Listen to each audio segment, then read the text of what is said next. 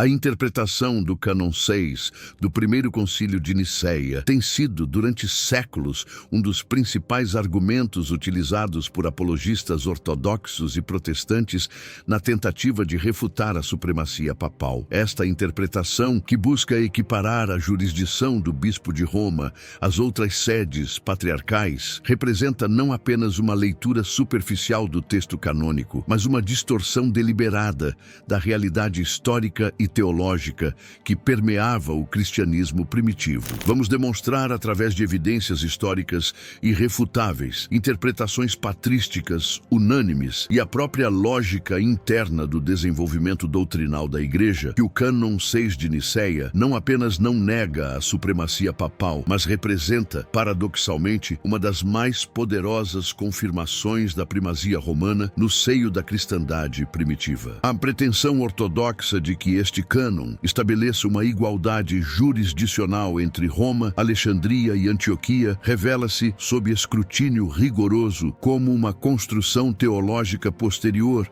impregnada de considerações políticas e nacionalistas que distorcem a compreensão autêntica da hierarquia eclesiástica, tal como estabelecida pelos próprios apóstolos.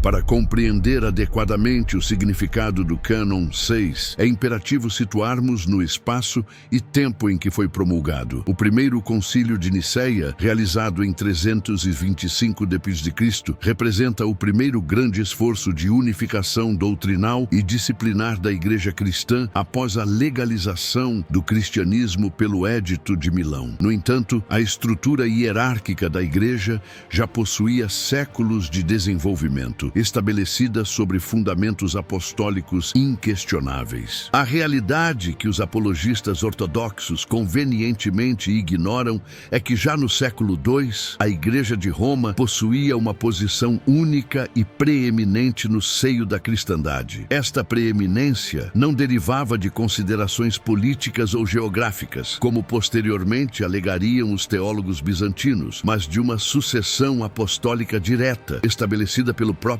príncipe dos apóstolos. A presença de Pedro em Roma não é apenas uma tradição indubitável, confirmada por fontes pagãs, judaicas e cristãs contemporâneas, mas representa o alicerce inabalável sobre o qual foi construída a autoridade suprema da Sé romana. Os escritos dos padres apostólicos demonstram unanimemente que a Igreja de Roma possuía, desde os primórdios, uma autoridade de jurisdição universal. Clemente de Roma, escrevendo por volta de 96 d.C., endereça sua epístola aos Coríntios não como um igual entre igrejas, mas com uma autoridade que transcende as fronteiras geográficas, corrigindo abusos e estabelecendo ordem em uma comunidade a centenas de quilômetros de distância. Esta intervenção não representa uma mera sugestão fraterna, mas uma manifestação clara de autoridade jurisdicional que os coríntios aceitam sem questionamento.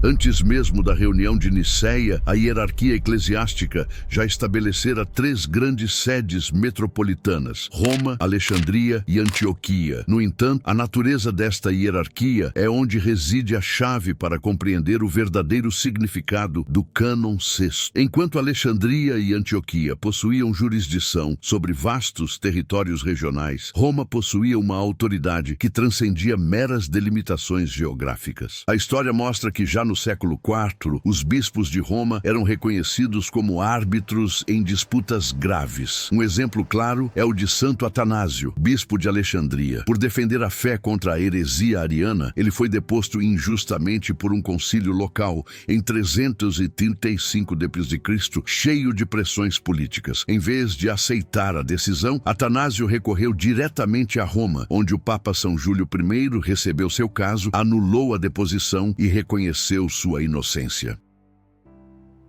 O texto do Cânon 6, quando examinado cuidadosamente, revela-se não como uma limitação da autoridade romana, mas como sua confirmação explícita. A frase crucial que os ortodoxos distorcem é que o bispo de Alexandria tenha jurisdição sobre todos estes, visto que também é costume para o bispo de Roma. A interpretação ortodoxa pretende que esta equivalência estabeleça uma paridade absoluta entre as duas sedes. No entanto, tal leitura representa não apenas uma simplificação grosseira, mas uma inversão completa da lógica canônica. A realidade que escapa aos críticos é que o concílio não estabelece Roma como um mero ponto de comparação regional. Pelo contrário, ao utilizar Roma como o padrão de autoridade eclesiástica, o Cânon 6 confirma implicitamente que a jurisdição romana serve como o modelo universal a ser seguido. A lógica interna do cânon é irrefutável. Se Alexandria possui autoridade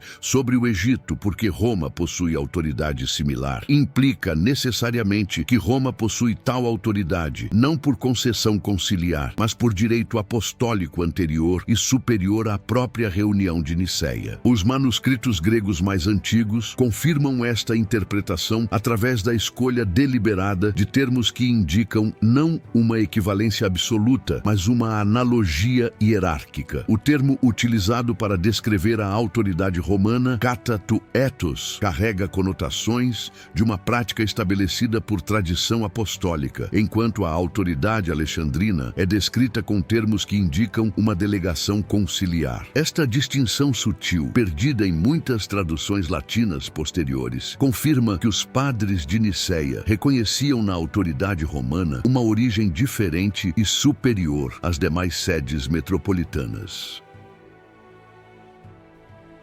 A interpretação católica do Cânon 6 encontra confirmação esmagadora na unanimidade dos padres apostólicos e dos grandes teólogos dos primeiros séculos. Santo Irineu, que viveu no século II, explicitamente declara que todos os fiéis devem estar em comunhão com a Igreja de Roma, porque é nela que foi sempre preservada a tradição apostólica. Esta declaração não representa uma mera recomendação de cortesia, mas estabelece um princípio de autoridade que tornaria incompreensível qualquer noção de igualdade jurisdicional entre Roma e as demais sedes. Tertuliano, o pai da teologia latina, confirma esta compreensão ao afirmar que a Igreja de Roma, onde os apóstolos Pedro e Paulo derramaram seu sangue, possui o direito de revisão sobre todas as demais igrejas. Esta declaração, escrita mais de um século antes de Niceia, demonstra que a autoridade suprema da Sé romana já era um princípio estabelecido na consciência da cristandade, não uma invenção medieval como posteriormente alegariam os críticos. Os padres gregos, frequentemente citados de forma descontextualizada pelos ortodoxos, confirmam igualmente esta primazia. São João Crisóstomo, em suas homilias sobre o Evangelho de São Mateus, declara que Pedro recebeu as chaves não apenas para si, mas para todos os seus sucessores no trono romano, que possuem autoridade sobre o mundo inteiro. Esta declaração de um dos maiores doutores orientais demonstra que a compreensão da supremacia papal transcendia as divisões linguísticas e culturais. A supremacia papal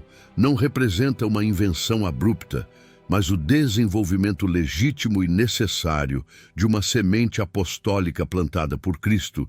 Os primeiros cristãos, em sua simplicidade apostólica, podiam não ter articulado com precisão filosófica a natureza da supremacia papal. No entanto, sua prática universal demonstra uma compreensão intuitiva desta verdade. Quando questões doutrinais ou disciplinares complexas surgiam, a recusa universal era apelar para Roma. Esta prática, consistente em todos os níveis da vida eclesiástica, desde disputas paroquiais até questões metropolitanas, demonstra que a supremacia papal já era um fato vivenciado, mesmo antes de sua formulação teológica explícita. A tentativa ortodoxa de limitar esta autoridade a uma mera primazia de honra representa não apenas uma redução grosseira da realidade petrina, mas uma negação da própria lógica sacramental da sucessão apostólica. Se Pedro possuía autoridade universal, e esta autoridade foi transmitida aos seus sucessores. Então, esta universalidade deve permanecer intacta através dos séculos. A apologética ortodoxa sofre de uma contradição interna fatal, que torna sua sustentação intelectualmente impossível. Por um lado, os ortodoxos insistem que o cânon estabelece uma igualdade absoluta entre as grandes sedes. Por outro, eles são forçados a reconhecer que Roma possuía uma posição única, mesmo antes de Nicéia.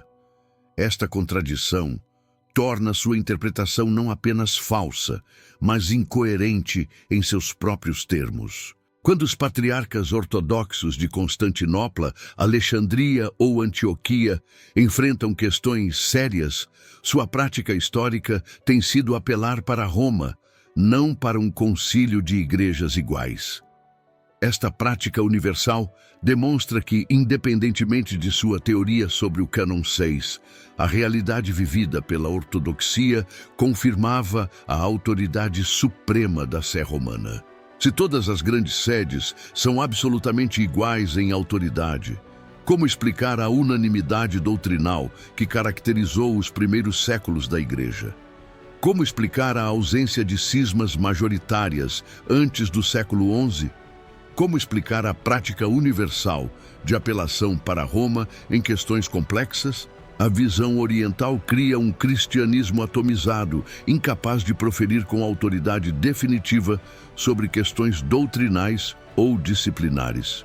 No entanto, a realidade demonstra uma igreja que falava com uma voz unânime, que resolvia disputas através de um processo claro e aceito, e que mantinha uma unidade que transcendia as divisões linguísticas, culturais e políticas do império. Esta realidade só é possível se reconhecermos que uma autoridade suprema existia e era aceita universalmente. Precisamente a autoridade que o Cânon 6 confirma implicitamente. Eles são forçados a admitir que sua interpretação moderna leva a um relativismo jurisdicional que torna incompreensível a própria história da Igreja. Se não houvesse uma autoridade suprema, como explicar que cismas foram resolvidos, heresias foram condenadas e a unidade foi mantida por séculos? A única explicação coerente é que a autoridade romana. O Cânon 6, portanto, não refuta a supremacia papal. Ele a confirma de forma tão definitiva que qualquer tentativa de interpretá-lo de forma contrária revela-se não apenas como falsa, mas como uma violação da própria inteligência da fé. A autoridade romana não era uma pretensão a ser verificada pelo concílio, mas a realidade que tornava possível o próprio conceito de autoridade eclesiástica universal. Em última análise, o Cânon 6 de Nicéia permanece como uma das mais poderosas confirmações da supremacia papal. Uma confirmação tão clara em sua lógica implícita que apenas a cegueira teológica pode negar sua evidência irrefutável.